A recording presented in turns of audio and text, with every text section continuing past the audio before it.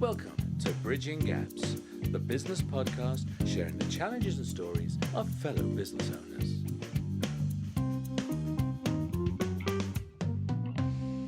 Hello and welcome. I'm Deborah Levitt, the host of Bridging Gaps, the business podcast. In this episode, I'm joined by Suzie Volkes-Smith, director of Be Valkyrie, author, champion bodybuilder, health coach, and fitness trainer. Please join me in welcoming Suzie to the show. How are you today, Suzie? I'm really well. How are you? I'm very well, thank you. And I'm really pleased that you were able to join me today. Yeah, thank you so much. It's been, really nice having the invitation to join you on this. Well, I think having, been seeing some of your journey and how things are progressing for you, I thought it'd be a great story for people to hear who are, starting their own businesses and just learning from some of your experiences and looking at some of the challenges that you've been facing and how you've overcome them just, both personally and in the business world. Oh, definitely. Yeah, I'd absolutely love to share it. Anything that can help people and, give people that confidence to actually take the leap and go forward, then yeah, I'll happily share everything. Wonderful. So why don't you start off just by telling us about what your business is? So Be Valkyrie. And also I have to ask, why Valkyrie? Well, so Valkyrie, okay, I'll start with that little story about the name, in fact. So it did start off with allure because, for me, health and fitness is so powerful, and for me, it's the mode for attracting everything you want out of life. So it did start off as allure because that for me was, that's powerfully attracting something. And but it never really resonated with a lot of my clients. And I actually went and started to launch a group program. And my husband Dave, he's very much into his comic books and whatnot. And Valkyrie are female warriors from Nordic mythology. And the name's obviously been used in comic books as well. And here's what about Valkyrie? So I was like, okay. So I named it that, and my clients actually loved it so much that I was like, "Well, okay, well, what do you actually like? Do you like Allure, or do you like Valkyrie?" And yeah, 9 out of 10 of them, or 90% of them were like, "No, we like Valkyrie," and so it stuck, and it is very fitting because for me, it's all about health, strength, and confidence. And what better representation than female warriors? So it was perfectly fitting, and it stuck. And it was, sometimes things like that just happens. And so yeah, it did. So I can't take the credit for the name. I must give a little shout out to my husband Dave there for that one. It's like, damn it, I have to admit that it was him. Yeah.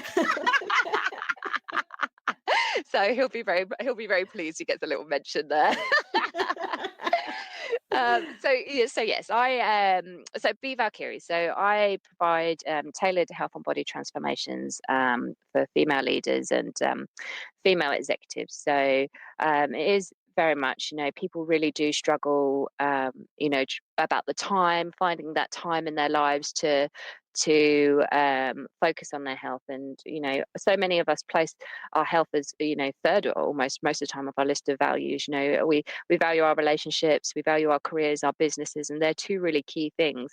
Most of us say health is third on our list, but actually when you ask the same group of people how much time they spend on their health every week, you could hear a pin drop. It's no one wants to fess up how little time they actually dedicate to their health every week. So I help about having a look at that kind of time management around their health and how we can make a healthy lifestyle fit into their lives, along with helping with that confidence to actually, for the women to believe they can achieve what they want to achieve, and also give them that knowledge, so they know what's right for them, because everybody's so unique and so different and so special. So it is really about what is right for that person, what is best for their health, how does it make them feel.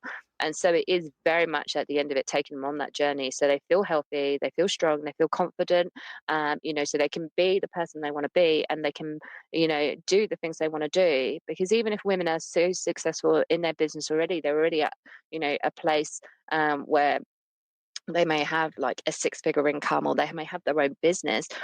So many people hold themselves back because of how they feel about themselves.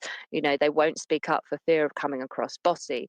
They avoid social situations, or will change what they're wearing because of how they feel, how they look, and how people will view them and their thoughts around them. And no one should feel like that. No one should. So it's very much about helping people achieve everything they want, and achieve their maximum potential. And when you're talking to people about how they feel and things like that, are you focusing purely on the physical, or are you looking at that overall, sort of the mental and physical well-being and health of the individual? Oh, completely. Everything comes down to how you feel. If you're healthy, if you're focused on health, then weight loss is a, a side effect of that anyway. It's going to happen, whether you want to or not. Essentially will happen. So it is. I mean, I have a 5-step methodology that I use. So, I look at nutrition as one element, exercise, but then it is very much about mindset. So people have so many preconceived concepts around nutrition and health, and you're either healthy or you're not. And there's some people have very distinctive lines in their mind about what they need to do to achieve their goals. And so it's actually flipping that on its head, getting rid of all those preconceived ideas, working on that mindset, building on it. Okay. So shifting perceptions, and also building that confidence in themselves to actually achieve their goals, keep them focused. Then looking at their lifestyle as well. So sleep and stress are two huge things that get overlooked within health, and it's almost treated separately from your health, like health and fitness, when it's very much a part of it, and it's so interlinked with your whole well-being.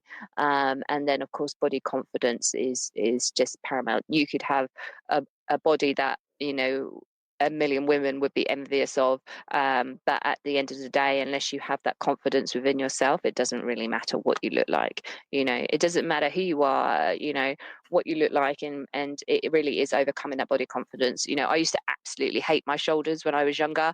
I've always had broad shoulders, and whereas now I'm like, I love it, and I don't care at all. And that is the ultimate goal, to feel that way about yourself, is to feel that. And that, for me, getting to that point is what completely changed my life. I always wanted to own my own business, but I held myself back so much. And even in bodybuilding, I held myself back. Didn't tell anyone I was ever going to compete in my first show, because I was so afraid of what other people would think of me. As soon as I've got to that point where I'm just like, do you know what? I don't care.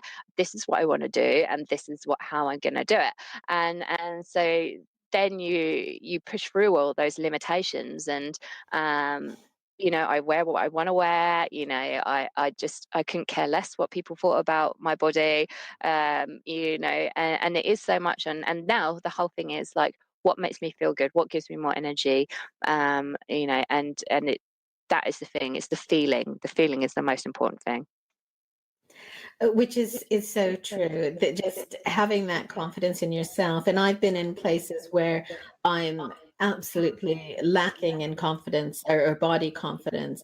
And it's actually very recently that somebody said something to me, and I realized, not at the time, but afterwards, that there were various things that I had done that previously I would have been, oh, I can't go out, I can't wear this because, of whatever. And I had just gone and done them. And so suddenly it was like this burden was lifted off, that I was no longer worrying. I was just go, oh, actually, no, it's hot. This was in our 1 week of heat. I'm just going to wear this dress because it's nice and cool, and I'm going to be comfortable in it. So it's amazing how much it can just lift you generally in so many different things that you do. Completely. There's some really scary studies actually about, especially young girls. There's a big focus on young girls and body confidence at the moment. And there's a study published about, they tested two groups of girls. One, they were just wearing normal attire like trousers, skirts, touch dresses, and another group was wearing bathing suits, and they gave them exactly the same tests, and they sat them in the room the same amount of time, and the group that were in their bathing suits performed significantly worse in the same test than the group that were fully dressed wearing their normal attire. So it does show how that confidence, or being so self-conscious of yourself, how that can affect performance. Yes, and I remember being speaking to a counselor that I was seeing at the time, and telling her that one of the reasons that I knew I was sometimes late was that I was going into an environment that I wasn't comfortable with. So it was normally an environment that was new to me. And if it was a restaurant or something, I was very conscious of the fact that because I'm short as well, if I was taller, my weight would be carried higher. But because I'm short, I have to squeeze between chairs, and that I felt really, that people would be staring at me. And she said to me, "So why do you think you're so important that everybody's looking at you?" And you know how you just stop? Okay, that's a really good question. Maybe they're Yeah, not. She said, could they just be enjoying their dinner and just, kind of shuffling their chair? And I guess they could be. Um, and it was yeah, just such a completely different way of looking at it that I was so worried. I yeah. assumed that everybody was looking at me, and it's all in our head, isn't it? Yeah, and that's exactly the same as why so many women have that fear of going into the gym and thinking, "Oh, I don't know what I'm doing," and things like that.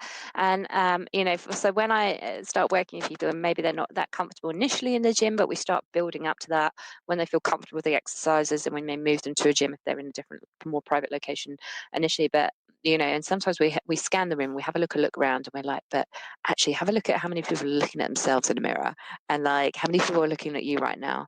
And then once they start to realize that other people in the gym are so focused on themselves, and they're not even paying the slightest bit of attention to you being in there, then they start to relax and start to enjoy it a little bit more. But yeah, it's quite interesting because it is, people are like, you walk in there, and I was exactly the same when I first started. I didn't even want to have gym inductions because then people would know that I was new in that gym and I didn't know what I was doing. It was even to that point where I was just like, no, it's embarrassing. I found it embarrassing, which is just, crazy now when I think back to it. And but it is all about installing that confidence, and like you said, realizing that people are so self-involved, so self-focused on what they're doing, that they're just not paying the slightest bit of attention to yourself. That's it. Yeah. So, Susie, you talk about the fact that, the bodybuilding, but you're also referencing, how you felt when you started. So could you tell the listeners a little bit about, how you used to feel, and what made the changes that one led you to becoming a champion bodybuilder, which, if I'm not mistaken, isn't something that you really, had foreseen when you were a child, and how that led to the health and fitness coaching and things that you're doing now. Of course, yeah. So I grew up incredibly shy, incredibly insecure, to the point where when I was quite young, I would even go red, by people even talking to me that I didn't know. I was painfully shy. As I grew up, I tried to get over that, became more confident, teenage years. In my teenage years, I turned to partying, as you do, like socializing, because that gives you some confidence. Okay, it's false confidence essentially, and so I almost relied on that to be the person that I really wanted to be, because I just still had all this shyness and insecurities. I progressed through my career, but I probably say at best my life was lukewarm. Essentially, had moments of greatness, but I wasn't ever where I wanted to be. I didn't feel happy with my body, but I didn't really, I used to think tuna pasta bake was healthy. So, but you just not, we just don't necessarily learn that much about nutrition and health as we're growing up. So, we just go by what we hear in the media a lot of the time. Um, So I got to a point in my career, and I was like, oh, I'm not where I want to be. I want to be doing something bigger, better. I reflected on um, what I wanted to do, and actually, I switched to studying nursing about the same time I started bodybuilding. So it was almost those two things hand in hand, that changed things for me. From the nursing perspective, I really wanted to help people. But I was seeing people in hospital who, particularly like type 2 diabetes, so lifestyle related illness, and they were having like their toes amputated, they were having their feet amputated. They were in these horrendous ways that they didn't need to be into, and that was just from their diet and lifestyle. And it absolutely broke my heart. I did some community work as well, and I saw people from the older generation, and they were basically immobile, but then you could have someone the same age that was mobile, and it is, you use it or lose it. There's studies around women where they can't even stand up on their non-dominant leg. Their one leg isn't even strong enough to hold their own body weight. And, these are all preventable things. And I was just like, for me, the nursing was helping people live with the situation they're already in, rather than focusing on that prevention. And no one should be in that position where they're having a limb amputated because of diet and lifestyle. No one, so that was a huge driver for me. On the other side of that, when I started the bodybuilding, again, I saw that as something where I was like, wow, this is something I could do. I could be successful in this. That was like a driver. I wanted to be successful. But I was so embarrassed by the thought of, if I told everyone, what they would think or say about me stepping on stage with these women who I considered to have incredible, amazing physiques. I was like, oh God, I couldn't bring myself to tell anyone. I was just so, not even my partner at first, none of my friends, anyone. I couldn't do it. So actually, my first social media account was on Instagram, was Secret Bikini Diary, and that was my outlet for it, because it was my secret bikini diary. Essentially, and so that's where I shared a lot of my journey on there. And but yeah, it started very much, I focused on, I did it all myself. I started on the exercise. I knew exercise was obviously key to putting on the muscle to create the body shapes that I needed to create the stage. Got to a certain point, then really realized I needed to start focusing on the nutrition. So that kind of came into it. And, alongside that, it was that mental strength that I needed to start working on. So it was that combination of, the physical side of it, the nutrition and the mindset, that completely, changed my life, like completely. Exactly. My energy skyrocketed. My confidence has just been continually growing and growing and growing. Learning how to manage my mindset, overcome these limitations. And that has got me to the point where I am today, where I have my own business, which is what I've always wanted, to have a business. I get to help people, and I just wish that people could see the value in your health and what that can do for you, because it completely changes absolutely everything for you. It really does. And it's so much about, if you spent that much time on your health as you did with, or even just slightly more time on your health compared to like your other two values, your relationships and your career and your business, then just think what it could do for you. It really is so important. And that's why people get so addicted to leading healthy lifestyles when they are healthy, because that is how it makes you feel.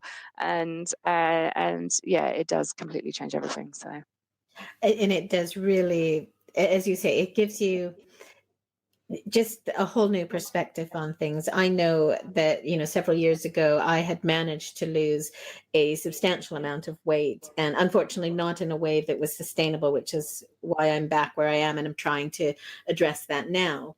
But the difference in my energy levels, the difference in my confidence in doing things was just phenomenal. And I wasn't I was still overweight, but it was just enough that it enabled me to do so much more and to try things.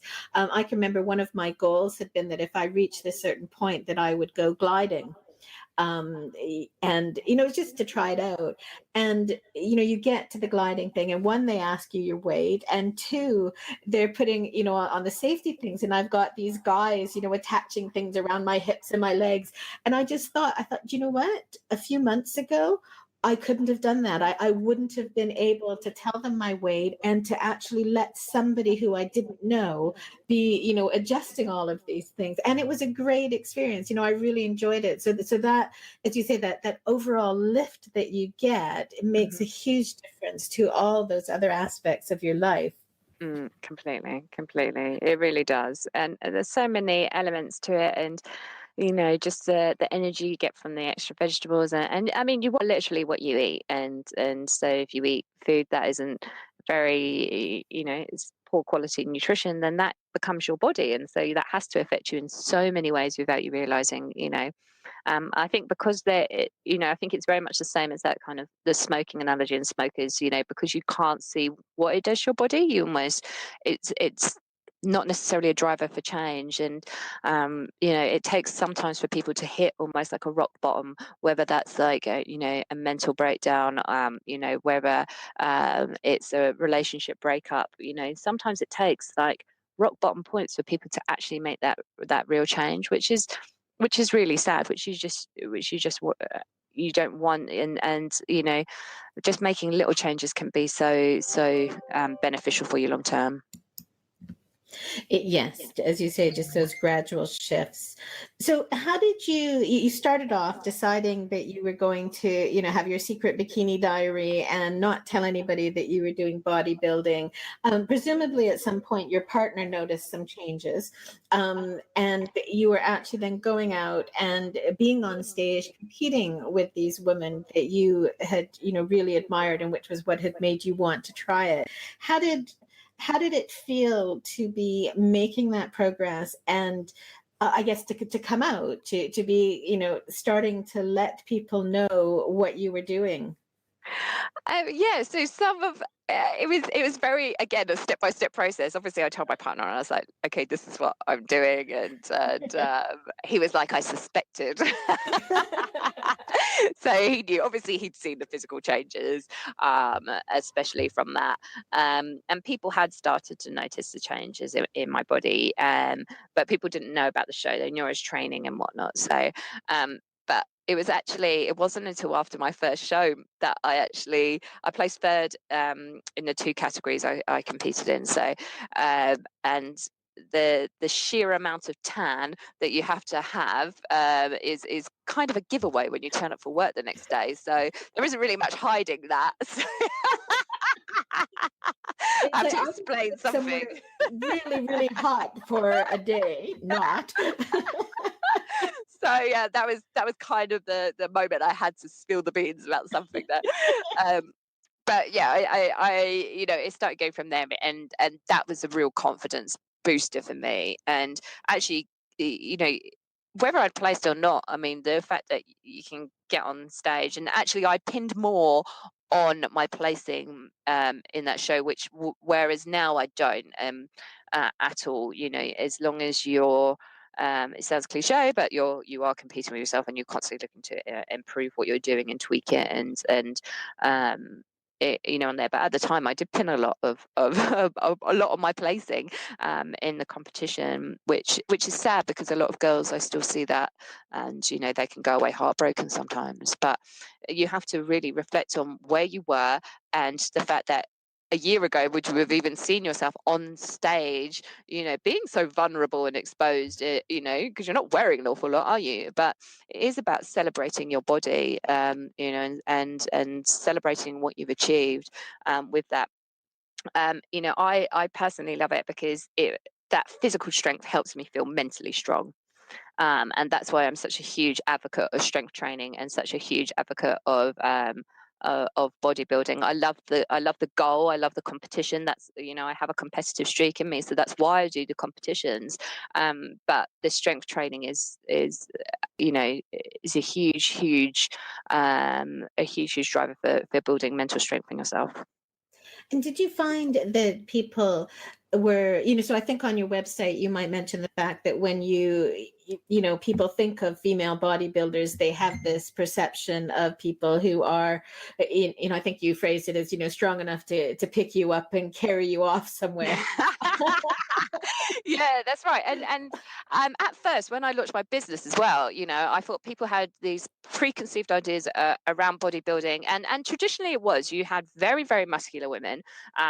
Traditionally it was like that. So which is very, very hard to achieve unaided. If a lot of women, you do, it's a lot of hard work for us to put on any kind of muscle, really. And it is very much, the style now is, if you can picture a sprinter, like a female sprinter, Mm-hmm. that is basically what the style is now for female bodybuilders. You can put on more muscle, you can go for that bigger look if you choose to, but the style is that athletic look. That's what it is. And so obviously there's been a huge boom on social media with fitness models and things like that, which is fantastic in many respects, because that means that the generation that runs social media, they see that, and that has been a huge driver. You see more and more girls weightlifting now, more and more women weightlifting, which I think is absolutely amazing, with that, and hopefully they'll really see the benefits from that. And at first I almost wanted to keep that almost separate from my business, even though that was so positive and it's been such a positive element of my life. But now I fully embrace it. I'm like, yeah, no, I'm a champion bodybuilder. And it makes, in terms of business and pitching, it is a real kind of spark of interest. And people are like, oh, okay. So actually, I really use it to my advantage within that. And that makes me stand out in the crowd, and people are curious about my story then. Well, and I think that, looking at you, and when I first met you as well, because I've got the preconceived notion of what a female bodybuilder or even a male bodybuilder looks like as well. And so looking at you, when you then said you were a champion bodybuilder, it's like, oh, and it's, obviously you're not going to be lying about it. So it does then start to raise those questions and that curiosity. And okay, well, you're not what I would have expected. So is it that you were a champion bodybuilder, and that was in the past, and now this is how you look? And it's like, no, okay, no, you still are a champion bodybuilder. So okay, well, that's something to think about. So I can really see, well, one, how it's made me think about it differently, and how it would inspire questions and curiosity from the people that you're speaking to. Completely. And the power is in the story when it comes to business as well, like your story. And that's what people really are curious about, and who you are and stuff. And yeah, exactly. And it's about breaking down those barriers. Like, women are so afraid of lifting weights because they don't want to look bulky, and and it just doesn't work like that. And that is one of the fabulous things about weightlifting, is you can literally shape your body no matter how you want. So if you want to create a shape around shape your legs, or shape your shoulders, or shape your arms, you can do so. If you think it's getting too big, you train it less or change your training. You can literally create shapes with your body through weight training. And exactly, it's such a fantastic thing. And exactly, to be able to represent that string, represent what it looks like to still be feminine, and and still have that physical strength, and still have that a feminine muscle, essentially. I love being a role model for that, just purely because of, I know the benefits that you can get from weight training and strength training as a woman. And did you find people were, so when you told them what you were doing, you came back with the super tan that obviously hadn't just happened naturally overnight. Did you find, did people have any negative preconceptions, or did people worry that, you might therefore be taking steroids or damaging yourself? All of those preconceptions that we hear. Were your friends and, family worried, or were they excited for what you were doing? Yeah, I mean, my mum always, whenever I start getting close to a show, she's like, "Are you eating enough?" That's the number one thing. Are you eating enough? I'm like, yes, this is controlled weight loss. And to be fair, I eat far more than what most people eat on a diet. I eat far more. I can eat close to 2,000 calories, and still be still be losing weight around it. So yeah, it is very, very controlled. So that's my mum's worry, but your mum's always going to be like that, isn't she? Absolutely. Whatever you're doing. Yeah, I mean, of course, the steroid question does come up, because that's such a thing that's well known within the industry that people have done. You don't need to, for that athletic figure, the sprinters can have achieved that figure. So it does come up as a topic of conversation for time to time, but it would be literally the women who are on the far more muscular side of the scale would more likely get those questions, really. But yeah, most of the time is like people, it's just more the curiosity. And it's funny because so many people, they're like, I don't think I could do it because I just love my food too much. It's like, but you can still, and there's all those preconceived ideas, and it is very traditional bodybuilding where you just eat chicken, broccoli, and rice, and that is your diet for the next like 4 months. But that's as science evolves and we learn more about our bodies and we learn more about nutrition and physiology, you can lose weight. No matter what you're eating. Obviously, you want to do it in the most healthiest way possible because you're in a calorie deficit. So fruit and veg are very much important to you, but there is that thing. If you want to eat some chocolate, then go ahead. You apply that 80-20 principle, but the other way around. Be eat well 80% of the time, and then 20%. You can still do it. The closer to the show, you do have to be slightly more conservative with what you're eating. But it's like anything; it becomes second nature. So when I first started, the first year was very mentally taxing. It was completely new to me. I'd never even really dieted before, apart from to cut out sugar.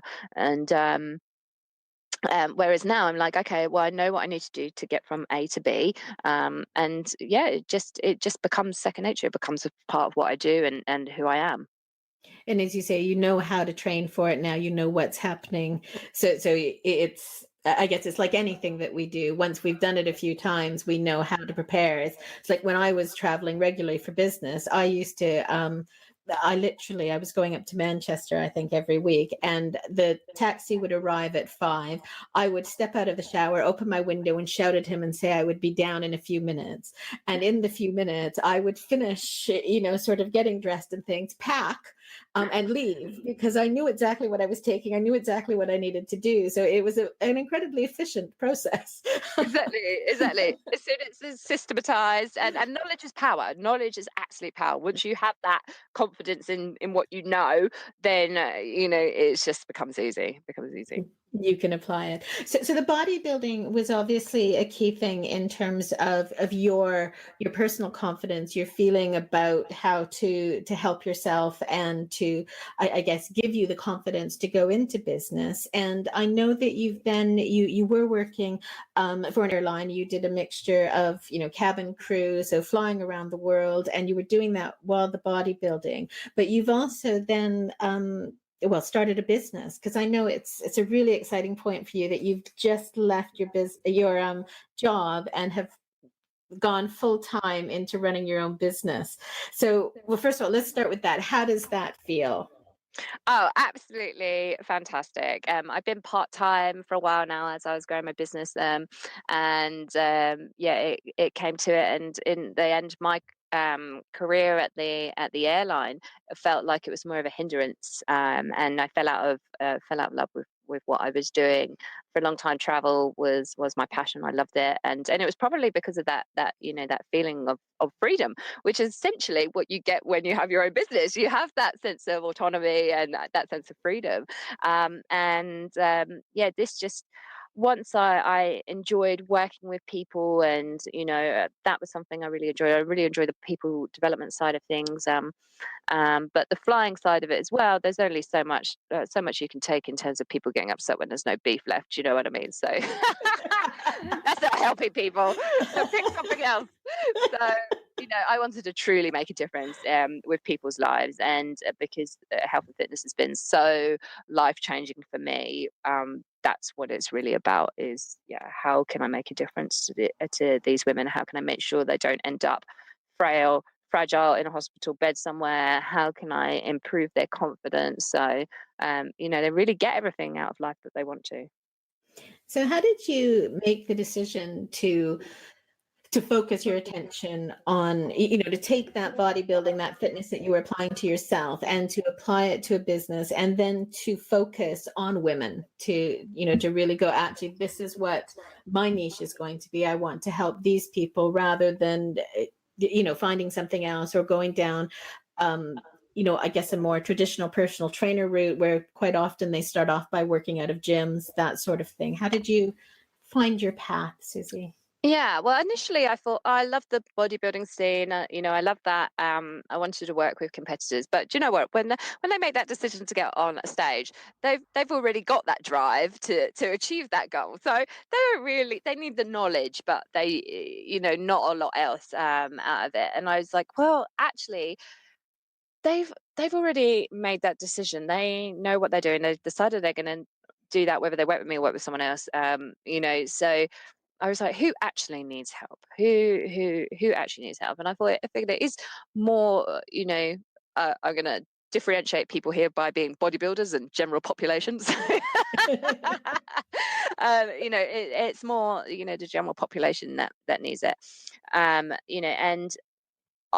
from the body confidence side of thing and having that self-confidence side of things, I know personally I've avoided certain things because of it being heavily male dominated, and things like that. And I thought, no, this is about pushing boundaries. It is about helping. I keep coming back to confidence because that's what it is. It is about, pushing people forward, elevating them, helping them be more equality, gender equality in the workplace, in the even in health and fitness.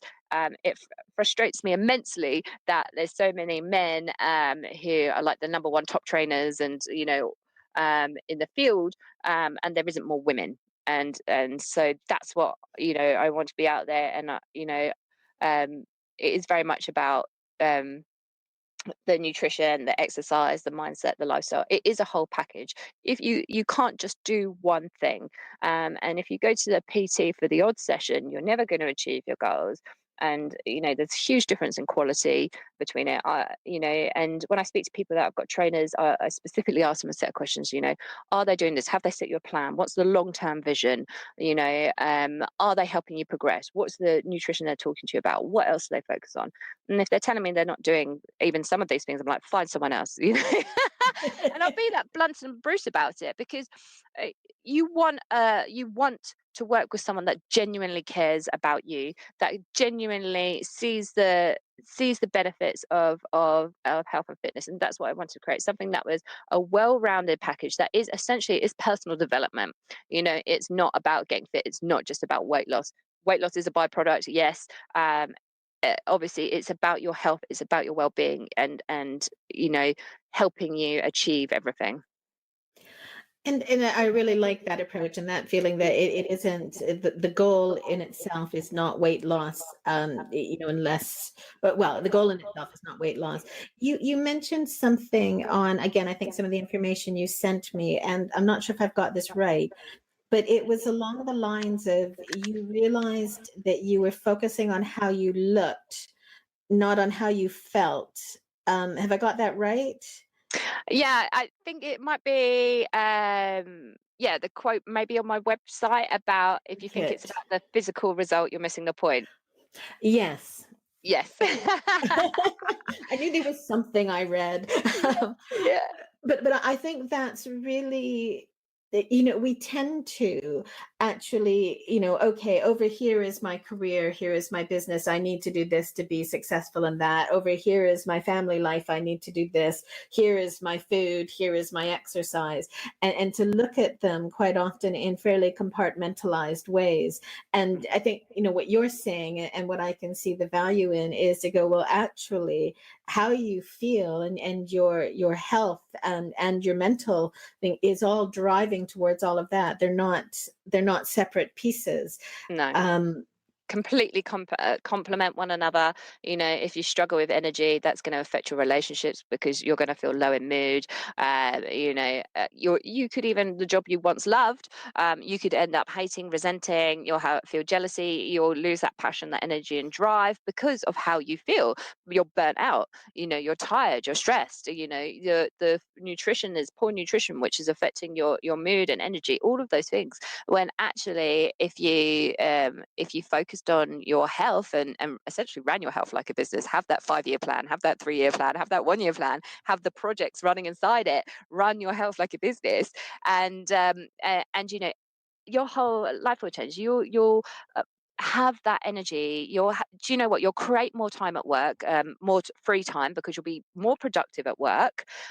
You'll have better concentration. You'll enjoy it more, which will enable you to achieve so much more. And then that means less time spent at work, more time which you're with your friends, family, loved ones, to do everything you want to do, which is what you're working for, to provide yourself with this lifestyle. So actually looking after your health will help you in those areas and just to improve your whole quality of life. And I can just see on your face as you're talking to me about that, how strongly you believe this and how animated it's making you to be sharing it, which is wonderful. So when you're speaking to people, to potential clients or to just people generally, do you find that most people get it when you talk to them? Or do you find that there are some people who are going, well, actually, no, I only want to talk to you. I just want you to help me with my strength training, or I just want you to do this. Or do people get that what you're offering is more than that?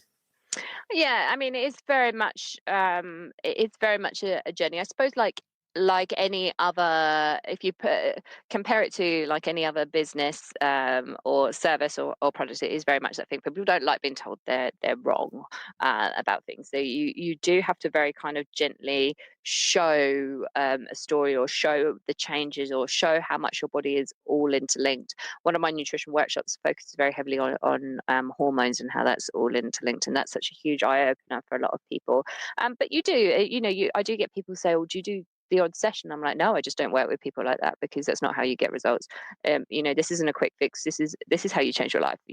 This is about the long-term vision. So yeah, those questions do come up, but I'm very much open to. I will give away as much information, much advice as anybody wants. I will talk all day about health and fitness if it will benefit someone, even if it's that driver for someone to go out and start making a change. Then I've done my job. So how do you take a break? How do you relax and get that downtime? So running your own business has its own demands, especially in the early stages. And I know it's progressing really well for you, but it's demanding. How do you make sure that you have fun? And what do you do to have the fun and to make sure that you're looking after yourself? Well, admittedly, I am a workaholic. But it's a Damn good thing I love my job. I know, it's a good thing I love my job. No, but I do try. I actually treat. But I treat my health like it's part of my business. So I actually class the time that I'm training and doing things that are benefiting my health. I actually class that as my work time. So that is something that's contributing to my business. Mm-hmm. So that's very much factored into my diary as that. But in terms of doing things, I enjoy, yeah, I do make sure I'm like, who do I really want to spend time with? Who haven't I connected with? And yeah, making sure I do have those windows of opportunity to engage with people. Sometimes it's even, calling someone up. So I may have them on my, hands free on my car, and I rig up my family and just have a chat, and that's really nice and relaxing. I do it at home after an evening, with clients, and I'm on my way home, and so that's a really nice thing to do. Is that, and then when I get home, making sure that Dave and I have a nice, quality conversation together.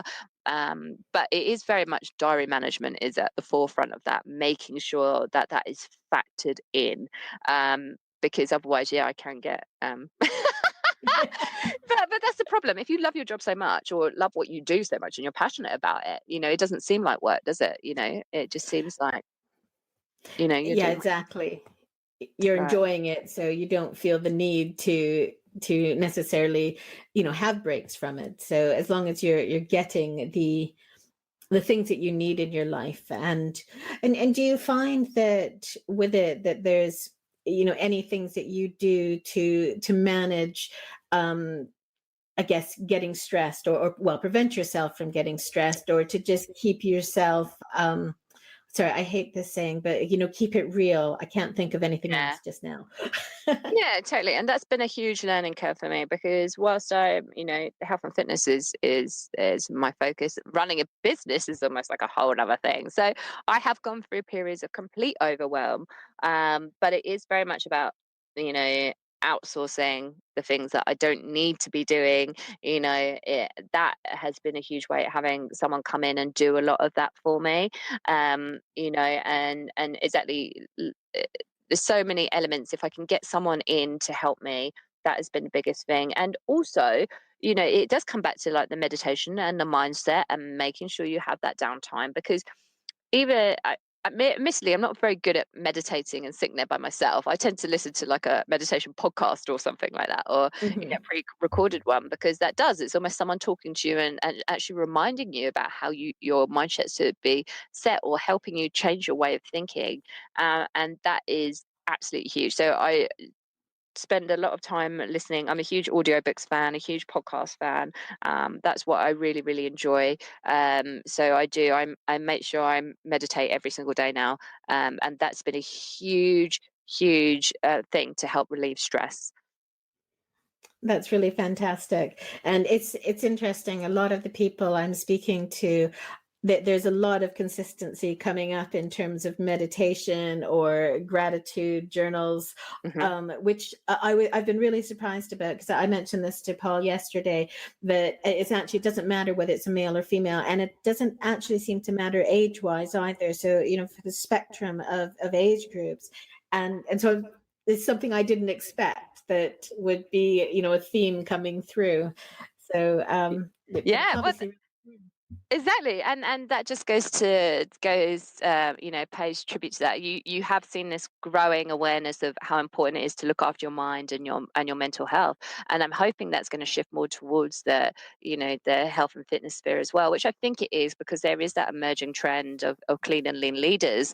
And so if you want to perform at your best, if you want to stay, be at the top of your game, then health is so important. So hopefully that will open up the sphere so much more to people using their health to be those top performers in their business and in their careers. So, if you were to look back on your experience so far with setting up your business, are there any things that any tips or advice that you would give to somebody else who's considering doing the same? Totally. Well, look after your health. That's another one thing. Yeah.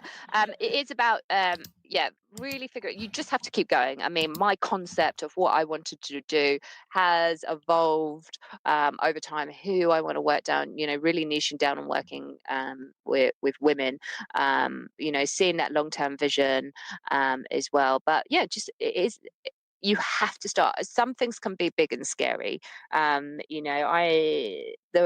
going networking for the first time was a huge hurdle, and I was like, oh, I don't really know what I'm kind of doing. But it is just pushing yourself, even if it is a little tiny thing. It is consistency. Keep taking those little steps. So exactly the same as health. Just make those little changes. Speak to as many people as you possibly can. I'm one of my other things now that I do, I'm actually a chapter leader on the committee of a members club, a female members club in London, and they're very much focused on being the home for contemporary female pioneers, and and it's surrounding yourself with those like-minded women, surrounding yourself with people that are at that mindset. And you hear that from so many leaders as well. How many people say that? Go to the places which make you feel good, go to the places which level you up, surround yourself with ambitious people, surround yourself there at the place you want to be, and because that completely again changes your mindset, and you come away feeling so uplifted, and you're like, yeah, I can do this. Totally, I could do this. But yeah, get help where you can. As soon as you can, outsource something in terms of stress, and that definitely helps. Whoever's got the experience, something that you could spend 6 months trying to learn or mulling over, someone could help you in a day, essentially, so it is just meeting as many people as you can that can help you on your journey. Excellent. Thank you. And for somebody who is wanting to make changes to their health and lifestyle, but maybe not in a position or not ready to go out and find somebody to support them, are there any tips that you can give them to just help them get started? Oh, definitely. First thing is kind of looking at your diet, assessing kind of where you're at, really. Having an understanding of how much your body needs is a really good a good starting point, because everybody's very different. And then keeping a food diary, and then keeping a food diary is probably one of the biggest eye openers you can possibly do. To my shock, one of the biggest shocks, I think, was actually the sheer number of calories in 100 grams of chorizo. That absolutely blew my mind, and it was most disappointing as well. So Like, damn it, I want to have that. I thought it was just a little bit. no, I was like, no way is that like 1,000 calories. I was like, this is crazy. So, that's a huge eye opener. So it's all about learning about your body and having that understanding of what you're fueling yourself, because you'll just run on autopilot. If you don't pay any attention to your nutrition, you will just literally run on autopilot. You may think you've eaten well because you ate an apple in the morning, but then you forgot about that chocolate bar and the piece of cake and all of those things you had in the day. So it is about having that, being consciously aware of everything you're doing, and then start looking at where you want to change. Okay, fine. I want to take sugar. I have too much sugar in my diet, so I'm going to start taking that sugar out. So and break it down. I used to drink like the Starbucks and or the coffees that have got syrup and then add extra sugar in it and then cream on top, the ones that are also like 800 calories or whatever. And so I started weaning myself off that. I knew I could never stick to like the body building diet or make lasting changes if I did too much. And I very much use that stair step method, those small micro changes with my clients, because it is so effective. Start weaning yourself, drop down to 1 sugar in your tea, then take it out completely. Then if you want to change milk, change it. Look at your breakfast. What do you have for breakfast? Make sure you eat breakfast for a start as well. So many people don't. But having an understanding of the energy requirements of your body is also huge. And then just look to up it. Give yourself little rules. I will eat 1 piece of fruit a day. When you've got the hang of that, I will eat 2 pieces of fruit a day. Okay, I'm going to now introduce vegetables. There's so many people that don't even eat any fruit or vegetable, any fruit or veg a day, and it's incredible. And they think because it's on a piece of pizza, they're like, oh, I had some onion. There was a green pepper there, honestly. Yeah, completely. But yeah, just start creating that awareness. Just be aware of it. Never beat yourself up, and it doesn't matter how many times you overeat. It doesn't matter how many times you don't eat any fruit and veg. All that matters is you just keep trying. Is that you can use the analogy of like a car. Just because you got one flat, you wouldn't then slash all your tires, would you? So no, you just keep trying, just keep going, and you will get there eventually. So that's the most important thing. Just get started and start making those little tiny changes. And I do, personally really resonate with the little changes. I am just, all I need to do is this. And then that helps me to, okay, now I've done that, as opposed to the wholesale. Well, actually, I've decided today I'm, never eating chocolate again. I'm never doing this. And I'm going to be exercising 5 times a week for an hour. It's kind of a doom to failure from the outset, isn't it? Oh, it so is. And actually in my ebook I've got about the 7 mistakes, that's one of the things in there. And that's the exact analogy I use about people saying, I'm never going to eat this. I'm going to go to the gym 5 times. And then by week 3, they probably haven't even bothered washing their gym kit by this point. It's still in the wash bin somewhere, and then they're like, oh, well, I'll just have this. And then, that's it's so common, but yeah, it's so funny. But yeah, it is all about the little changes. Don't take on too much, otherwise you seriously get serious overwhelm. Build on it, build slowly. You wouldn't wake up and decide to run a marathon and run it the next day. So you'd have a plan and you'd work towards that step by step. And that's exactly the same as making changes, long-term changes to your health. Thank you very much, Suzie. And just before we wrap up, is there anything that you do want to say to people listening? Any last bit of advice or any information on, how they can get hold of you? I will obviously post up the details of how they can get hold of you as well. Yeah, I really, just don't underestimate what good health can do for you. That is the real key takeaway. And like I said before, even if this makes one person reevaluate where they are with their health, then it's been worth it. It can do so much for you. But yeah, do run it like a business, basically. But yeah, please do message me. I mean, I'm on LinkedIn, so Suzie Jane Volks, Instagram, Be Valkyrie, Facebook, Be Valkyrie, and then of course my website, which is the Valkyrie Solution as well. So do reach out to me, say hello, and get in touch for any advice you need. That is really wonderful. And it's been really great talking to you, Suzie. And I just love seeing the enthusiasm and the excitement on your face as well. So thank you very much. You're most welcome. Thank you so much for having me. It was really, really great. Really enjoyed it. Absolutely, my pleasure. You've been listening to me, Deborah Levitt, in conversation with Suzie Volkes-Smith. Suzie is director of Be Valkyrie. To find out more about her and her solutions, please visit thevalkyriesolution.com. Full details are available in the show notes. Are you considering your own podcast? Why not check out So You Think You Want Your Own Podcast? It's an online course that introduces you to everything that's involved in hosting a podcast, as well as working with you to define your own podcast concept. You can get more information on it at startyourownpodcast.bridginggaps.uk. On next week's show, I'm in conversation with Alison Edgar. Alison is Managing Director of Sales Coaching Solutions and the Entrepreneur's Godmother. She's one of the UK's top 10 business advisors and now a best-selling author. She's got a wealth of knowledge, is bubbly and enthusiastic, and a real joy to speak to. So I hope you join me for our conversation. Bridging Gaps, the business podcast, was produced by Deborah Levitt of Bridge Road Consultants Limited, with original music provided by Pete You've been Dineley. listening to Deborah Levitt on Bridging Gaps, the business podcast.